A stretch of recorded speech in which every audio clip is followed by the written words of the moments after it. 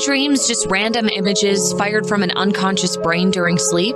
Or something much more important, like life-saving inner guidance? How dreams can be healing and early warning tools for disease, financial crisis, or success. And love is still one of the behavioral science's greatest unanswered questions. Hello, I'm your host, author Kat O'Keefe Kanavos. Welcome to Dreaming Healing, where dreams and cutting-edge scientific research meet on syndicated Dreamvisions 7 radio network. Dreaming Healing is every Tuesday at 9 a.m. and 9 p.m. Eastern, with live shows on the first and third evenings at 9 p.m. Eastern, 6 p.m. Pacific, when you can call in and ask Kat questions about your amazing dreams. Talk on air. Call toll-free 833-220-1200. That's 833-220-1200. Come live your dreams out loud with Kat. Welcome to the show, everyone. I am your host, Kathleen O'Keefe Kanavos, but hey, everybody calls me Kat, so I hope you will too. And this is Dreaming Healing on Dreamvisions 7 radio network. I'm so glad you're all here. I am freshly back from the IASD, and for those of you who don't know what that is, it's the International Association for the Study of Dreams in Tucson, Arizona. And I was there as a panelist with two other doctors, and we were talking about dreams and health. And it kind of ties into the book we're going to be talking about tonight, Business and Personal Secrets for Getting Unstuck, because you're probably going to have dreams about it if you're stuck in your business or your personal relationships. But if you are only listening to this show right now and you'd like to watch us, because we are live video, our guest is live, I'm live, and you never know what's going to happen on a live video. Loki could jump up here and do anything he feels like doing, which he's my Siamese cat and he lives up to his name. So you never know what you're going to completely get on my show. But if you're just listening and you'd like to watch it, you can go to my website, KathleenO'KeefeKanavos.com, and that's KathleenO'KeefeKana, V as in Victor, OS as in Sam.com. And look up in the right-hand corner and you'll see radio show. Click that button, Dreaming Healing Radio Show. Click that button and it'll bring you right here, right now, and you get to watch us. So we are going to be talking about business and personal secrets for getting unstuck tonight. But before we get into that, we're going to start with our meditation. So for those of you who are new and haven't done this with us before, we are going to be taking in 3 deep breaths. We're going to hold them and we're going to blow them out across the room into the purple flame of Saint Germain. And then we're going to imagine holding a power gift on our hand. It can be anything. It can be the pen you write with if you're a writer, or it could be the pen that you write into your dream journal with. It can be imaginary. It can be your favorite horse, huge horse, but you imagine holding it in your hand. Anything at all that gives you a feeling of power. And you're going to take it and we're going to swing it around ourselves 3 times, and we're going to create a mirrored bubble that only allows that which is of the highest and best to be brought in. Okay, you ready? All right, settle into your chair. Just kind of feel yourself relaxing. Move your neck around if you need to. Feel yourself getting heavier and heavier in the chair. Take a deep breath in. Fill your lungs up. Feel them filling up with air, golden, light air. Hold it. Imagine any negativity, something someone said to you at work, something someone said to you in a relationship, getting caught in that breath of life. Blow it out across the room, right into the purple flame of Saint Germain. Again, deep breath in. Imagine something that happened to you at work or in your relationship that's been kind of bugging you a little bit. Imagine it getting stuck in that breath of life. Blow it out across the room. One more time, really deep in. Maybe there was something that happened to you when you were young, when you were little. Imagine it caught in that breath of life. Blow it out across the room. Right into the purple flame of Saint Germain. Imagine it turning into a beautiful golden light and going back up into the heavens. That way we don't litter with our negativity. Now imagine holding your power gift in your hand. Swing it all around your body, creating this beautiful mirrored bubble that only allows that which is of the highest and best to come into your bubble with your spirit guides and guardian angels. Everything else is reflected back to whence it came. We wish it so, and therefore it is. When you're ready, slowly, slowly open your eyes and feel yourself just kind of settling back into your chair or your seat in your car or wherever you are. So imagine if you knew the business and personal secrets for getting unstuck in love and money.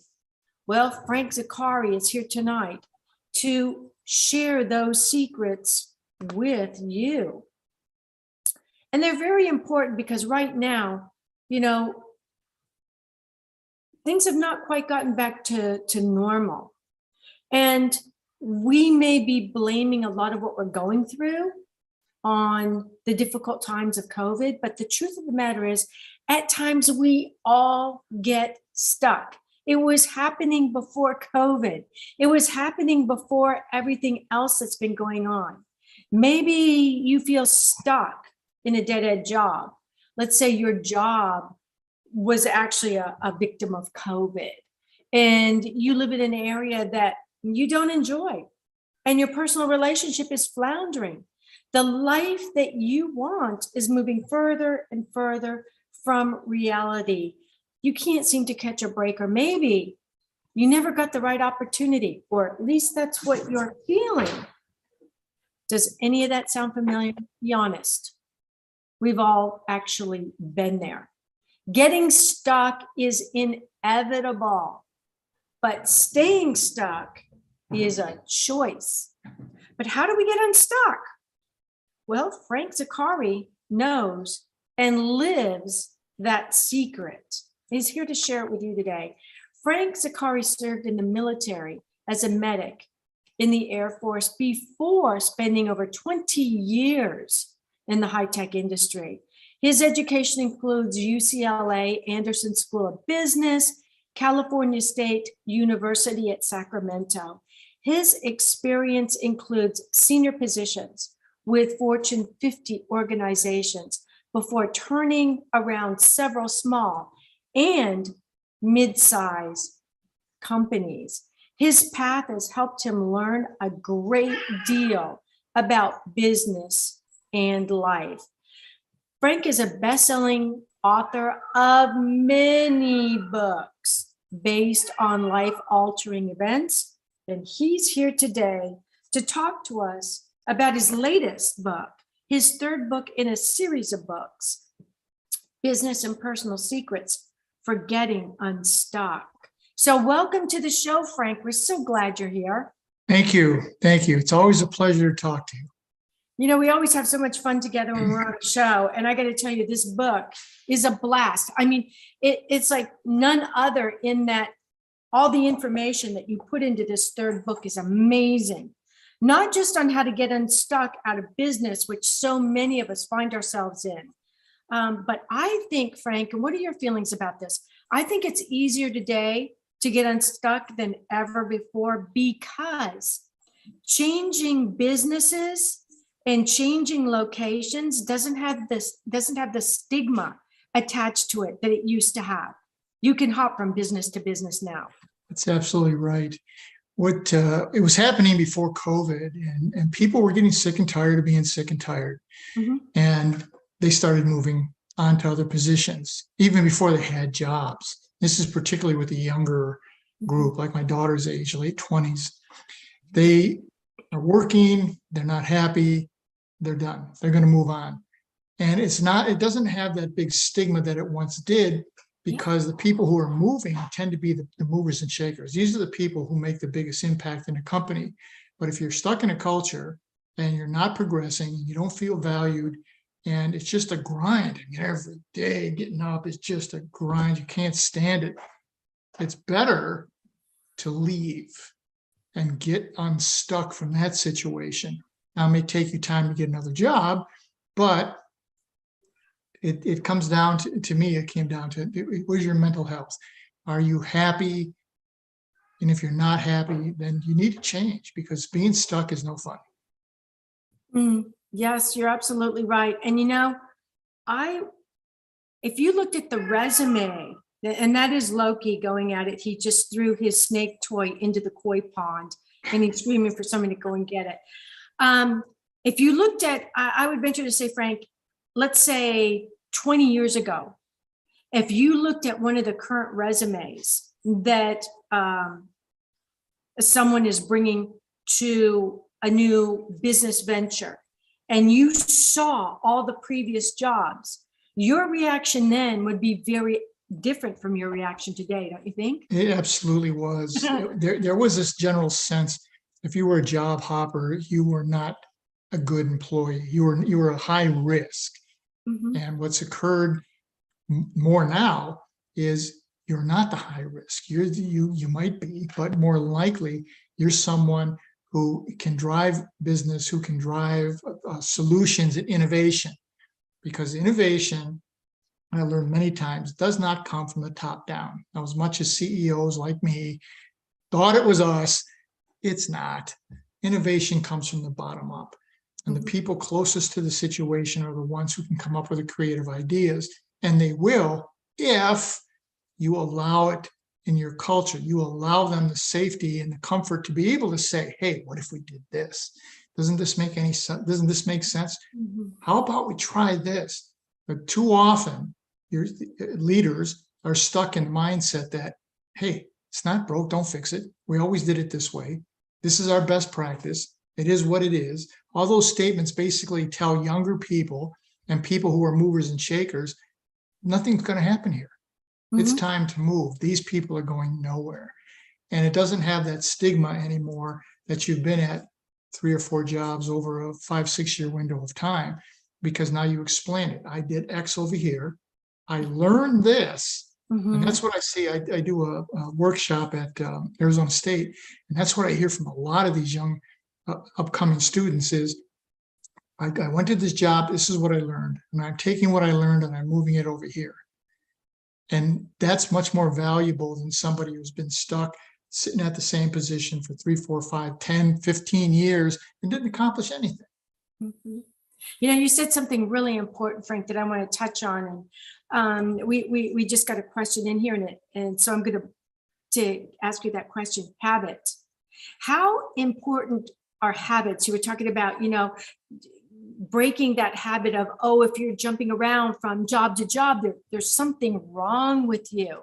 So how is breaking that habit an important part of getting unstuck, and maybe possibly even one of your secrets in the book? Well, we have a chapter in there about being stuck in a habit. And habits are good because it gives you a sense of this is the way things are, and it gives you a sense of peace. For example, when you get up in the morning, odds are you do the same thing. You do the same thing in the same order. That's what you do. All right. Now imagine you're staying in a hotel for a few days, like we all have done. All right. Now the clothes are in a different place. Did you pack all the right stuff? The coffee's not where it is. You can't figure out how to use the damn coffee makers because they keep changing them. And in order to get something to eat, you have to get up, get dressed, and walk someplace. Now you're out of your habits. You're out of your comfort zone. So in some cases, habits are very nice because they give us a sense of security and calm. Where habits become not so nice is when they prevent us from changing our mindsets. And that's the biggest thing. You're going to have to create an open mindset if you want to get unstuck from anything. And then you get into a habit, and then the habit tends to become an opinion. And the opinion is something that I'm going to live and take to my grave. This is what I do, and this is how I'm going to do it. And don't confuse me with the facts. You hear that? I see cartoons every day. What's a And- fact? Yes, exactly right. This is my opinion, and I don't want to hear any facts. Yeah. So then when we get stuck in that kind of a habit, then we look for things to reinforce our bias. It's confirmation bias. Okay, this is my habit. This is what I believe. And I'm only going to read, I'm only going to talk to, and I'm only going to watch things that reinforce what I'm doing, therefore entrenching me into this habit, which could potentially not be very good. Mm-hmm. Mm-hmm. Yes. So let's back up a little bit. I want to start again with the obvious question. Why did you decide to write a third book in the trilogy that you've already written? It's over here beside my head. We had the very first one, which was Business Secrets for Walking on Water. Mhm. I love that one because it's like, if you don't know where the stones are, hey, you're going to be up to your neck in water. And then That's the second one, the Business and Personal Secrets for Avoiding Relationship Landmines. And then in this third book, you combine them. You combine them to Business and Personal Secrets for Getting Unstuck. So, why did you decide to go ahead and write a third book after your first number one bestsellers, by the way, guys? Amazon #1 bestseller. Both of Thank you. you. And the third one. And third one too, all three in 12 Frank months. is hot. That Frank was is pretty good. hot. That was good. We had, the reason for the book, Kat, was the first one, Walking on Water, had to do more, did more with the business stuff and things you don't see coming in business. And the personal landmines was, let's start dealing a little bit about with a personal life. Okay, and I had people say to me, okay, well, I think I'm understanding my business issues and my personal life issues, but I'm stuck. I'm not happy. I don't know how to get out of the situation that I'm in, whatever it is, whatever that situation happens to be. So what is it that you think makes sense? How do you get unstuck? Because once you're stuck, your space like spinning your wheels in the snow. For those of you who live in the Northeast, or people live in the South, they're spinning it in tires in the mud. All right, you're not going to go anywhere, and then that's going to create more problems for you. It's going to impact your personal life, it's going to impact your professional life, and being stuck is the first step in sinking, be it professionally or personally. In your book, you talk about when we're challenged by chronic fearfulness, anxiety, and overwhelmed, being stuck in our limiting beliefs reside in everyday thoughts and produce these negative self-talk. I really like that. And how this self-talk, probably right now, some of our audience are going, self-talk? You mean that talk in our head? Yes. And some of the most common personal and professional limiting self-talk and beliefs that I hear, and I'm sure you hear also, and you list them in your book, I was really, they just really hit the nail on the head for me, were things like, I'm not good enough. Okay. And these soft talks, Frank, are not only relevant and happening in our business, but in our personal relationships as well. You can take them and stick them in either one of these two, business or personal relationships, whether it's marriage or dating or friends circle, whatever it is. I'm not good enough. Another one is, I'm too old or I'm too young. I mean, okay, so like, what is it, right? And then I'm not smart enough. I don't have enough time. I don't have enough money. No one will listen to me. My favorite, nobody cares. But who cares? Who cares? You hear it all the time. Who cares? And then I can't be myself because, and this is really important right now, I'll be judged. I know that there are a lot of people who are afraid that they'll be not only judged, but possibly canceled. So let's talk about this self-talk in our heads that's limiting and gets us stuck. It's a very real problem. It's your thoughts become your actions, become your basically the way you're going to behave, and everybody's going to have doubt, right? First off, there's no perfect person. And so everybody's going to have doubt and everybody's going to have fear. And it's normal. It's normal. Now, some people, doubt and fear paralyzes them, like you just talked about. They have all these, I can't do this, I can't do that. And then it's the, yeah, but if this happened, I would hit, but yeah, but I don't want to hear the yeah, buts anymore. All right. When some people, the other side of that coin is it motivates them to take action. Okay. I am afraid of this, but I'm going to take the first step forward. Dr. King said something about courage is taking the first step when you can't see the entire staircase. All right. That's something you play in your head. Yes, I can do it. Or if I can't do it, I'll learn it. All right. And stop letting that negative thought pattern prevent you from getting where you want to go. Because what I see this a lot with women. Go, my goodness. And I raised 2 daughters by myself, so I heard it a lot. As women will look at an opportunity, particularly like a job opportunity, and there might be 7 or 8 things that you're supposed to do. And a woman will look at that and say, I have to excel at all 7 of these points. And I'm only good at 5. So they might not even try to take the position because, again, they don't feel that they're good enough. Where generally a male will look at the 7 things and he can only do 3, but he says, I can figure it out. And we'll go for it and make that effort. So it's saying that if I don't know, I can learn. I have the basic skill sets. I don't have to know everything today. I just have to know where to go find it and how to use it. And that becomes a big differentiator. When you start playing that song in your head over and over again, then it's okay. I can do this. I'm more than capable of taking that step and taking that opportunity.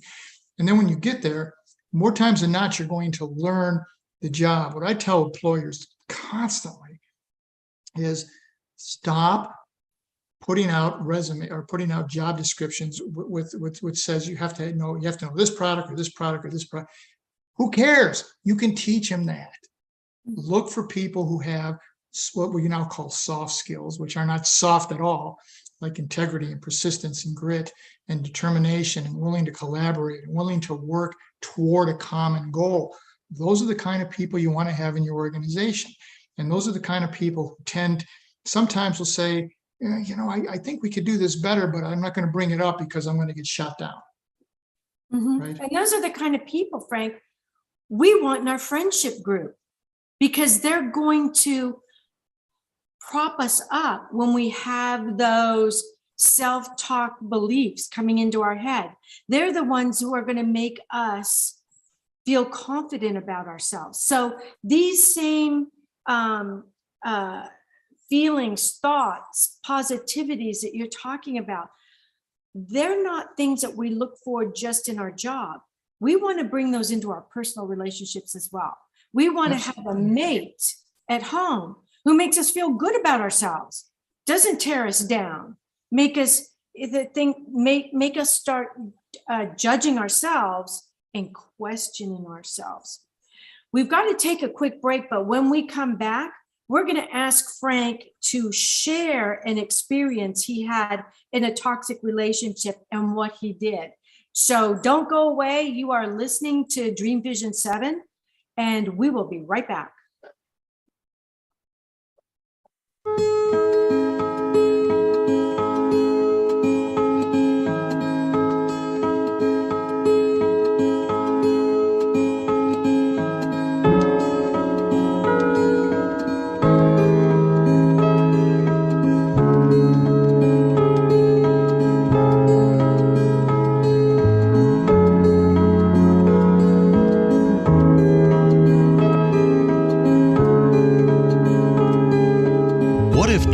Can diagnose your life? What if we can meet the love of our life in dreams? Join host Kat O'Keefe Kanavos, the #1 internationally best-selling author of Dreams That Can Save Your Life, written with Duke University medical doctor Larry Burke. Dreaming Healing is where we'll explore dreams, research, and interpret dreams from you, the caller. Dreaming Healing shows can be heard every Tuesday at 9 a.m. and 9 p.m. Eastern, with live shows on the first and third evenings at 9 p.m. Eastern, 6 p.m. Pacific Time on syndicated Dreamvisions 7 radio network. Come live your dreams out loud with Kat. Omega Institute, offering workshops, retreats, and online learning dedicated to awakening the best in the human spirit. For over 40 years, Omega has seen more than 1 million people come through its doors to grow, learn, and find a greater sense of purpose. With over 350 workshops to choose from, Omega offers something for everyone. Located in Rhinebeck, New York, just 90 miles north of New York City, Omega's natural environment and quiet pace allow for extraordinary experiences to unfold. Learn more at eomega.org or call 877-944-2002. Again, 877-944-2002. Have you met your physician within yet? The Nautilus and multi-award winning book, Surviving Cancerland, Intuitive Aspects of Healing, is a memoir that takes you down the rabbit hole of healing dreams and interpretations, mixed with conventional medicine and treatments. Listen to the hookah-puffing caterpillar ask, "Who are you?" Dr. Bernie Siegel says Kathleen's story is powerful, honest, and eye-opening. Surviving Cancerland, Intuitive Aspects of Healing by 3-time breast cancer survivor Kathleen O'Keefe Kanavos. Buy the book and audio at KathleenO'KeefeKanavos.com and worldwide through Amazon and other retailers.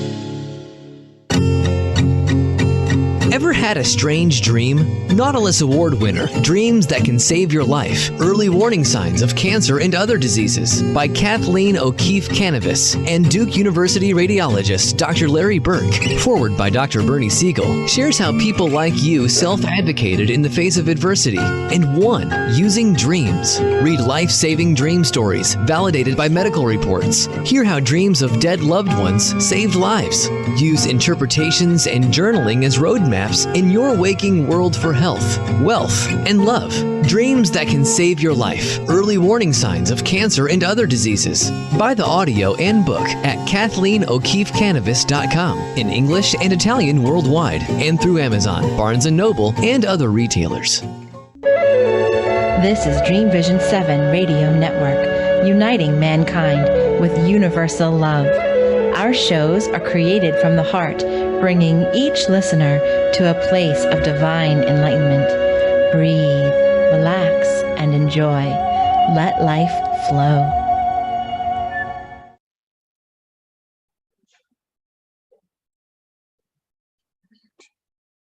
Unmute.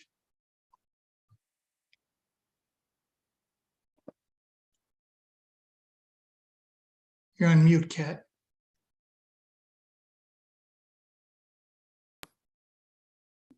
My unmute would not unmute. There you go. This is a live show.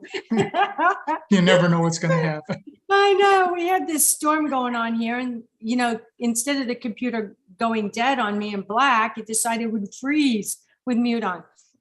Okay, so just before we went to a break, we were talking about business and personal secrets for getting unstuck.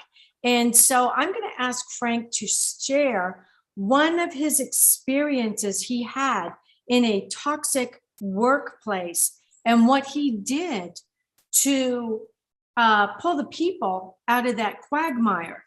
So listen carefully in case you happen to be in there right now. So Frank, do you remember a situation that you can there's been several. When I came up, it was the autocratic leader, the person pounding on the desk and yelling a lot. That was pretty much the way things were. And Nikita Khrushchev's with the shoe. Yes, with the shoe. There was no collaboration. It was shut up and do it this way. That's the way it is. Mm-hmm. Well, I had a job, I had a position, and they were paying me a lot of money. And there didn't feel quite right, but they're paying me a lot of money. So you go with the flow. So you stay stuck because the money's too good a little bit. Mm-hmm. And as we're going down the road, we're processing, working with this organization, and I'm starting to find things that are definitely not ethical and are borderline illegal.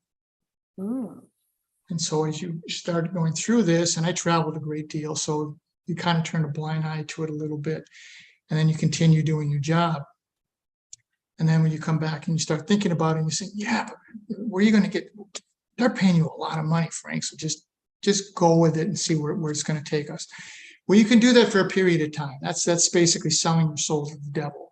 And at some point, if you have some ethics and you have some integrity, which my whole family crest, the motto of my family crest is life with integrity. And as I'm starting to see, peel back the onion, there's something seriously wrong here. So I bring it up without accusing them of doing something illegal, but basically say, what if we took this as an approach? What if we started to implement something along these lines? And in this particular case, it was, they didn't care. This is what we're going to do. This is how it's been done before. We're not going to change this because it's working.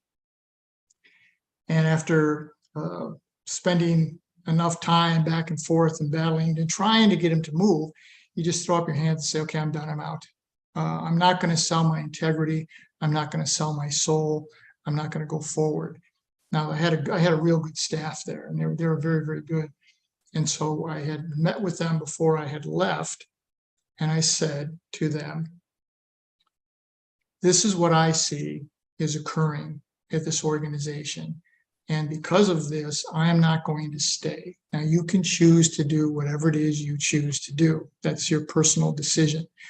If you are interested in moving on or leaving, I will give you something, a letter, reference that people can call me, and we can tell them, what kind of worker you were, that type of thing. Because when that place, I spun an organization out. So we had the base company, and then I spun a service group out of it. And so these people were relatively new to the organization, and they hadn't been there very long. And it was still back in the days when if you change jobs before 3 years, then something's possibly wrong. And so I had put together a document for them that these people were stellar, outstanding individuals. And then it's almost like if you're working with a grant, however, the money ran out or was about to run out, and I encouraged them to find other employment. Oh. And so when they went and talked with their other potential jobs that they were seeking, I would get a phone call and they'd say, well, what are you talking about here? And I'm not going to say these people are doing something illegal because I get sued, but I just said the path that the organization was on was not going to be able to generate enough revenue to continue to keep all of these people in place. And I'm not going to be someone who pulls the rug out from under everybody and comes in one day and says, oh, by the way, they're all fired. Just, I never did that. I will never do that. And I would always give people a heads up if something wasn't going well. All right. And I think what they appreciated it, the people that were working, they appreciated it because they are not privy to some of the inside stuff. Now, once one organization said to me, or one group of people said to me, well, Frank, you sold out your company. And I said, well, you can look at it that way, or you can look at it that what I have a set of rules that I'm going to live by, and there are lines that I'm not going to cross. And I was coming very, very dangerously close to crossing some of those lines. And you have to make your own personal choice. Am I going to cross that line? Because once you cross that line, there's no going back. It doesn't happen. And I grew up, I'm Italian, I grew up in New York, okay? And people always say, well, there's so much organized crime. Yes, there was. However, no one was pulling you in. No one was on a street corner and say, hey, kid, you want to be a mobster? No, they didn't do that. You could choose to cross that line. And if you did, again, there's no coming back from that. And I was never going to allow myself to cross that line, nor was I going to hang out people that I employed that were doing a good job for me to be left hung out to dry. Let's talk about something that you kind of alluded to there, where the when boss or manager said, well, it's working. Okay, so you talk about the best practice for the next practice. And in your book, I'm actually on page 29 of your book, and it says, many organizations get stuck because they religiously rely on the established best practice. I am following the best practice for my industry, but I am still floundering, is something that you would often hear. And you say that at times, the best practice is like saying, I'm giving up. Maybe you should be looking at the next practice. Absolutely. Let's talk about that best practice versus the next practice. Best practice drives me absolutely out of my mind because, as you just said there, you're basically saying this is as good as it's going to get. This is it. We're not going to try to improve, and innovation is going to die. Your best people are going to leave. They're just going to move on. And history is littered with organizations who follow their best practice all the way to extinction. Going all the way back to the telephone with Western Electric. For those of you old enough to remember Western Electric, when you couldn't buy a phone, you had to rent a phone. And you had to rent it from Western Electric forever. Now, their best practice model was we're going to make a minimum number of models and colors. That is maximum efficiency. That's a best practice. And that's what they did. So they gave you a choice of colors, and the choice was black. And they gave you a choice of style. Put it on the wall or mount it on you, put it on your desk or mount it on the wall. All right. When the industry deregulated, people said, I don't want a black phone. I want a red phone. I want a princess phone. I want a Mickey Mouse phone. Western Electric said, no, we know what's right. Best practice says minimum number of manufacturing lines. Western Electric's gone. They're gone. Kodak, where I grew up, not far from where I grew up, Eastman Kodak in Rochester, New York. They dominated the camera space. They were it. Camera and film. They were it. In 1976, Kodak engineer invents the digital camera. 1976. We didn't even know what digital was in 1976, but he invents the camera. Takes it to Kodak management. Kodak looks at it and says, it's not film. It says nice, but we're gonna stay with our best practice, which is film. And this engineer had said in the book that I read, but this is what people are going to buy in the future. And Kodak's response was, people will buy what Kodak tells them to buy. Ooh, arrogance. So you see a lot of this hubris comes into play when it's an organization becomes successful, and then they're not open. They don't have that open mind. Blockbuster is another great example. Blockbuster is one, they dominated the world. They were everywhere. Mm-hmm. And Netflix came to Blockbuster when we got rid of the VHS and we went to CDs, remember? Mm-hmm. And Netflix said, hey, we'll be your mailing entity. We'll mail these out for you because you don't have a system in place for that. Blockbuster laughed at it and said, we don't need you. We've got the market. Look at any corner. There's a Blockbuster there. Okay. Today, there's 2 Blockbuster stores left in the world. Netflix has become Netflix. Mm-hmm. So the disruptive companies, they look at the best practice and they say, yeah, I see what you're saying, but what if we did this? And the beauty, Kat, is you don't have to have the best product and you don't have to be first. Because if you look at the people who really altered the world, Starbucks didn't invent coffee shops. Google didn't invent search engines. Amazon didn't invent online purchasing and buying. Yet these are the people who said, hey, what if we did this? And then you have to have a belief that it's better, and you have to convince people that this is a better way because. And then when your why you're doing it matches why they want to get it, that's where the match made in heaven comes from. Mm. For a long time, Amazon had a lot of battles because people did not want to buy from a store. You used to have the Sears catalog years and years ago. Yeah, I remember Sears. And people would buy from the Sears catalog. Well, there was a big reluctance to do that initially. So Amazon was smart. They said, okay, we'll start with books. How dangerous is a book? You don't have to try it on. You don't have to see what it looks like. Here's a book. Just order it. And then from there, people got accustomed. I can do this. Now I don't know hardly any. And then COVID comes and you have no other choice. You can't go to a store. And so you look at the established best practice and say, if we did this, would it make it better? Mm-hmm. Some cases it does, but those are the people who really move and shake the world. And the ones who really flounder, Kat, are they just get so stuck. The computer world, when I came up, IBM was the king. They were king. IBM had the mainframe. And all these other companies, which we called the bunch, Burroughs, Univac, NCR, CDC, and Honeywell, BUNCH, the bunch, they all decided, we're going to take on IBM because we're smarter than them. And they said, we're going to go after the mainframe. Well, they didn't have anything big enough to compete with the mainframe. And I remember sitting in these meetings, and I had been in the Air Force and military, and you don't fight a battle that you can't win. And so I would listen to this and say, but we don't have anything big enough to compete. But IBM tells you, here's how you can communicate to the mainframe. Why don't we do that? And then surround them. No, we're not doing that. Okay, now of the bunch, NCR still exists, but it's not a computer company anymore. Burroughs and Univac merged to form Unisys, which is not in the computer industry anymore. CDC's gone completely, and Honeywell now does the HVAC stuff. So they're not in the computer industry anymore. So all these people who had this, my best practice is the only way, and you fall in love with it, and it becomes this hubris. Now you're stuck. And so then it becomes, instead of let's make this change because this might make sense, now it becomes about, I can't lose face.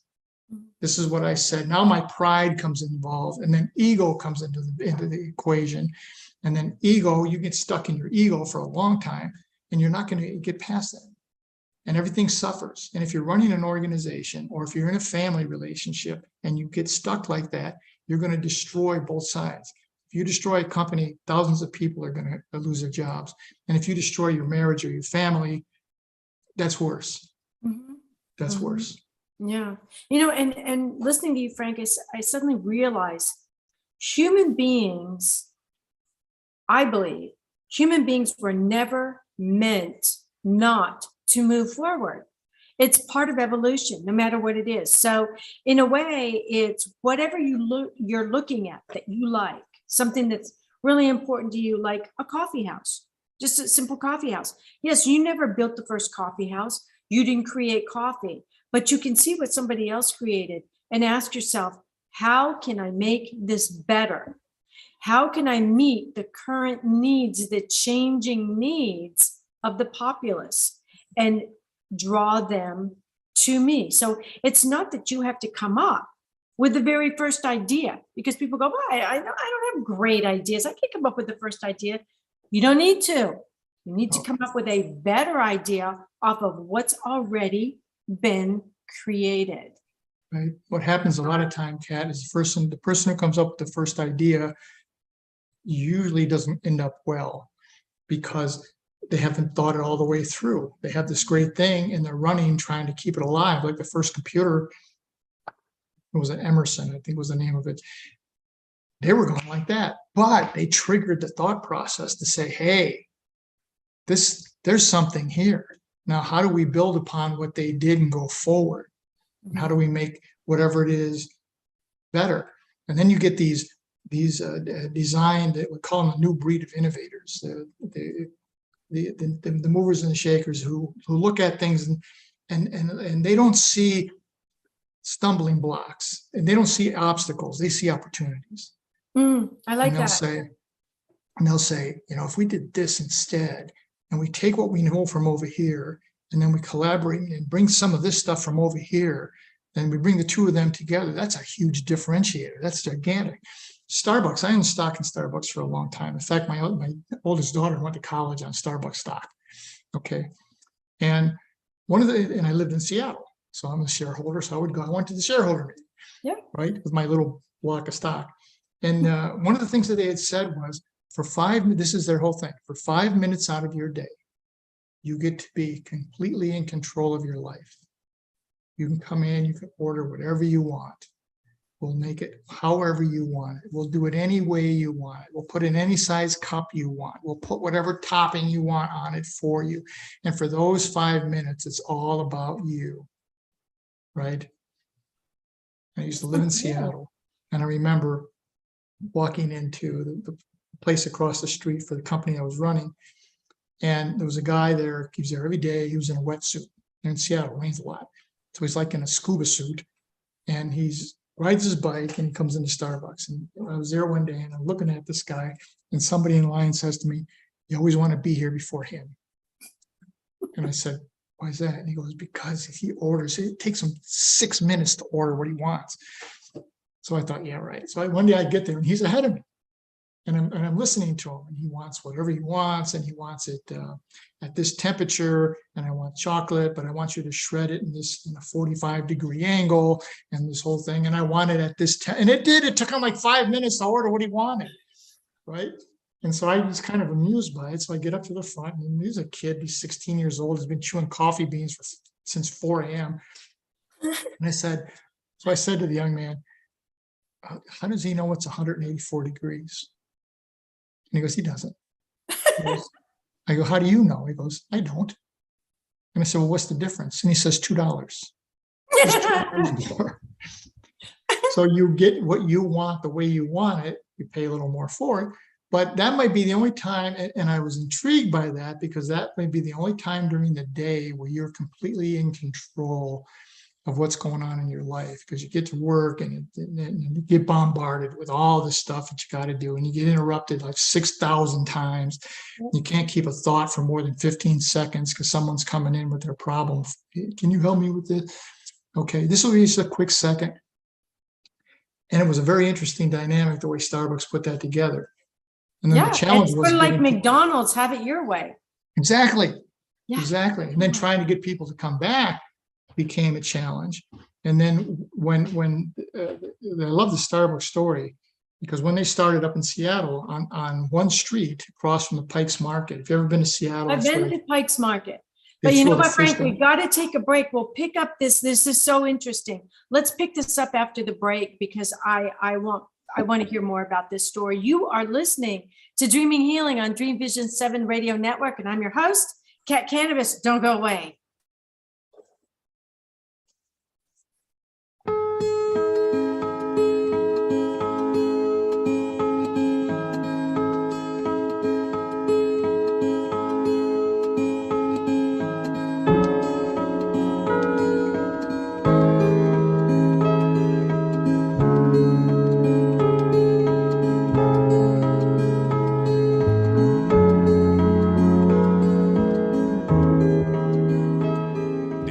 That every word you speak matters. What you say and how you say it can make or break a relationship or shift the outcome of any situation.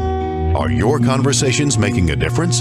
Faith in God, gratitude, authenticity, and giving are Teresa Velarde's heart. It's in this spirit that she's focused on making a difference in the lives she's blessed to touch. Conversations That Make a Difference is now on syndicated Dreamvision 7 Radio Network every Tuesday at 5 a.m. and 5 p.m. Eastern Time, with live call-in shows every first and third Tuesday at 5 p.m. Eastern.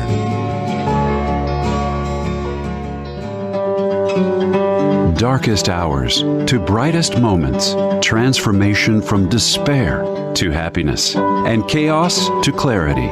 Real people, real pain, real healing. Life-threatening illness, death, abusive relationships, divorce, and overcoming addiction are challenges these men and women faced head-on. See how they emerged stronger and happier.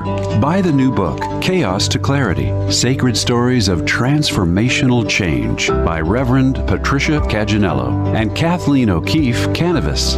Available on sacredstoriespublishing.com and worldwide through Amazon and other retailers.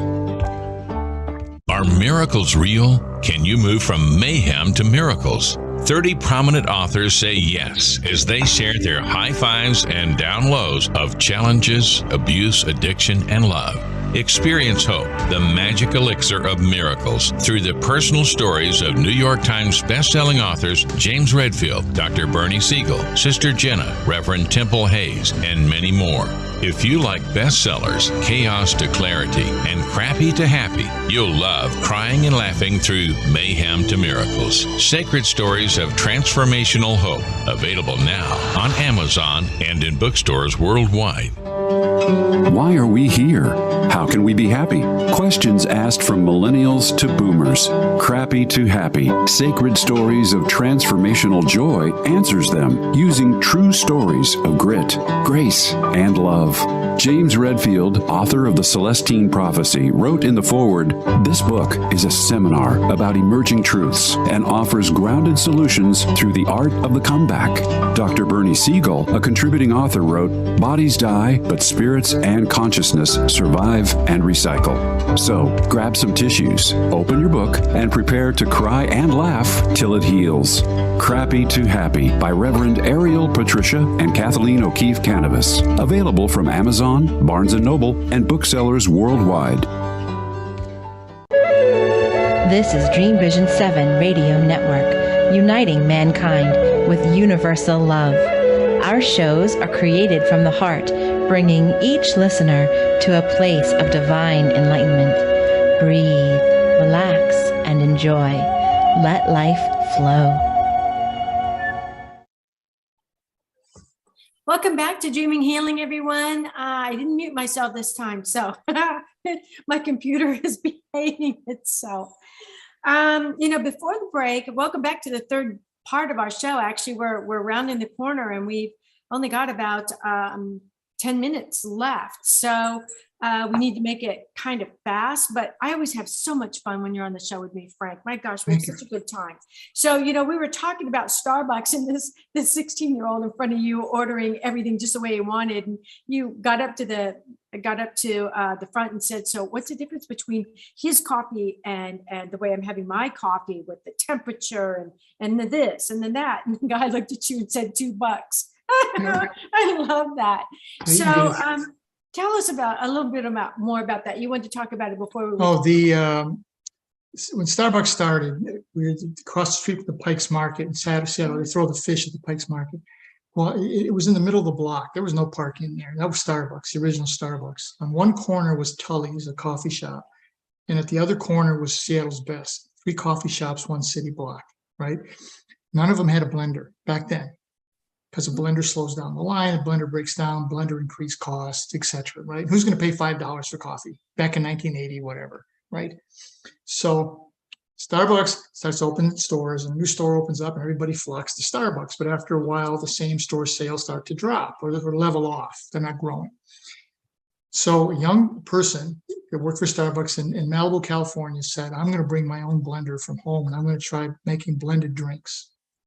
Just going to bring it in. So he starts making these blended drinks and putting them out where people can sample them. And the customers loved it. They loved it.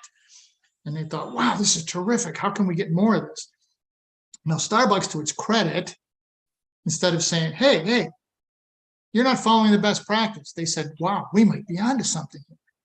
And they changed they created the next practice, right? So how did that work for Starbucks? 60% of their drinks are blended drinks. They're not just basic coffee, cappuccino, latte. They're blended drinks. And that generates something in the neighborhood of $16 billion of their $30 billion in revenue, because somebody said, what if we did this? And there was somebody in the organization that was wise enough to say, let's try it. Let's give it a shot, see what happens. Wow. So for those of you listening right now or watching, all of these stories that Frank just shared with us are right here in this book. Imagine if you wanted to come up with an innovative new idea for not just your business, because what I'm hearing, Frank, is that a lot of the things that you're talking about can be applied to relationships as well, because all of us, I'm not going to say none of us, but I think very few of us marry the only person we ever met in kindergarten.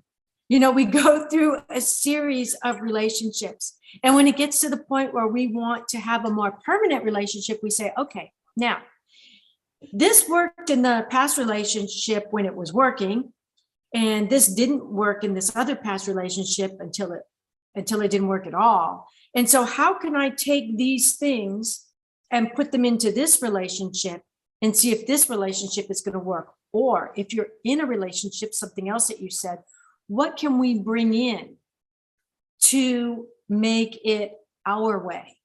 Exactly. To make it work for us. Do you want to talk about that at all with relationships? Sure, absolutely. Relationships, and I'm terrible at them. I've told people my kryptonite is personal relationships. I'm not good at it.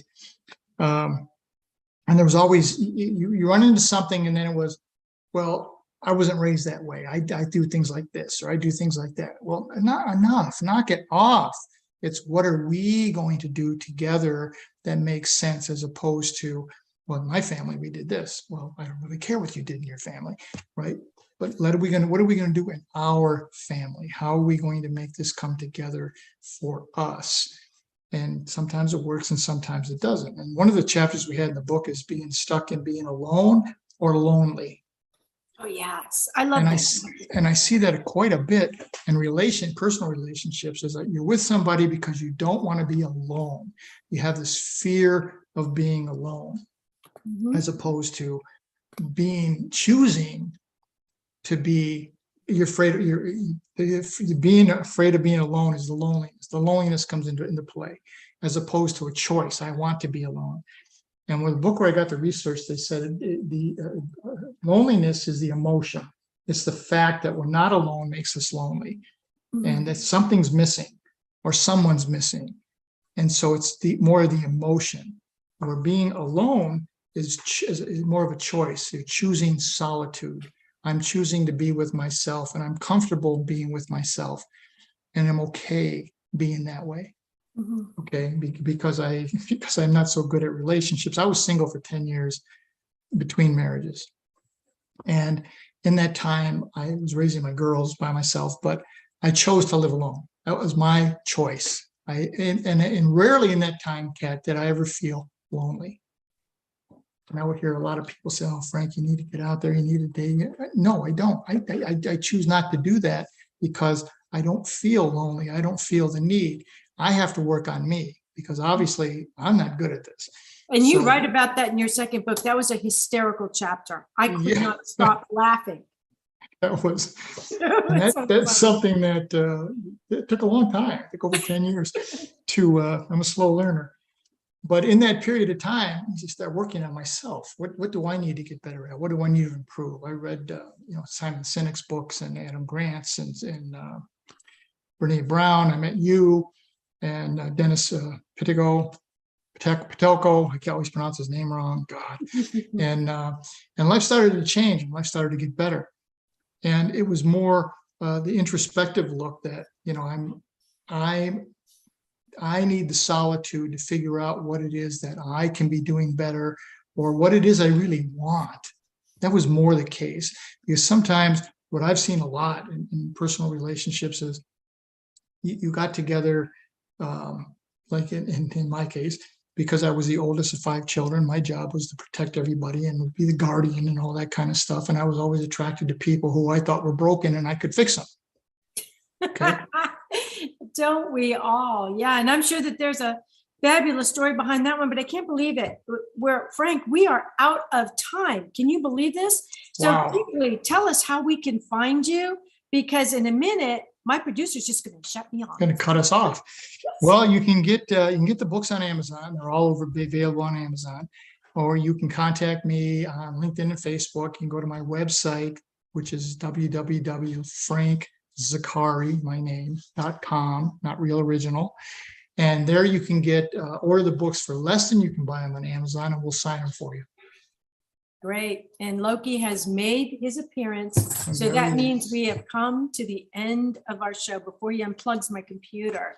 So thank you all for joining us on Dreaming Healing.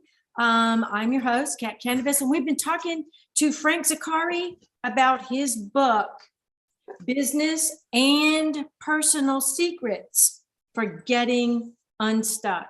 Good night, everybody. Good night.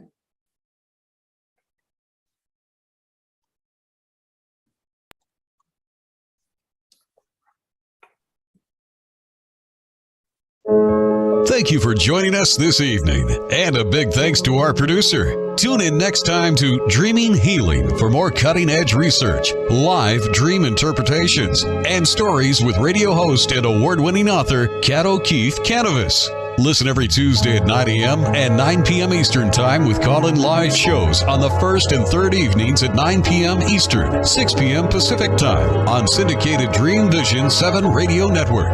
Remember, everyone dreams, but some dreams save lives. Live your dreams. Find more about Kat at KathleenO'KeefeKanavos.com. That's Kathleen with a K.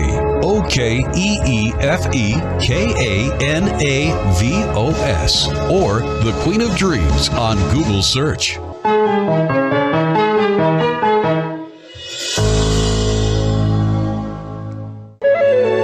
This is Dreamvision 7 Radio Network, uniting mankind with universal love. Our shows are created from the heart, bringing each listener to a place of divine enlightenment. Breathe, relax, joy. Let